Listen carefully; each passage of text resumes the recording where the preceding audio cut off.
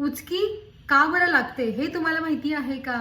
कोणीतरी आपली आठवण काढली म्हणून उचकी लागली असं आपण म्हणतो, परंतु खरंच याच्या मागे काही शास्त्रीय कारण आहे का ते आपण आज पाहणार आहोत. आपली छाती आणि पोट याच्यामध्ये एक पडदा असतो, त्याला श्वासपटल असं म्हटलं जातं.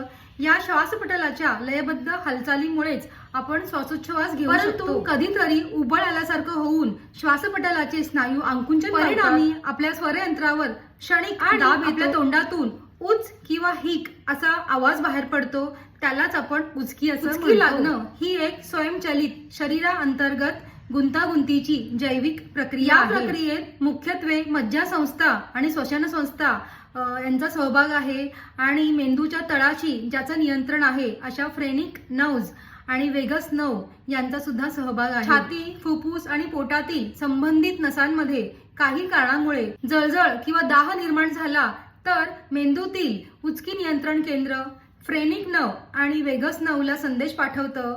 त्यामुळे श्वासपटल जोरात आणि अचानक आकुंचन पावतं आणि छातीमध्ये हवा आतमध्ये ओढली जाते आणि याच वेळी अवघ्या 30 ते 35 मिलीसेकंदामध्ये घशातली श्वासनलिकेवरची म्हणजेच स्वरयंत्रणावरची झडप ही अचानकपणे बंद होते आणि आत येणारी हवा ही थांबते आणि त्यामुळे हिक असा आवाज येतो आणि ही सगळी प्रक्रिया इतकी झटपट होते की तिला आपण थांबवू शकत नाही.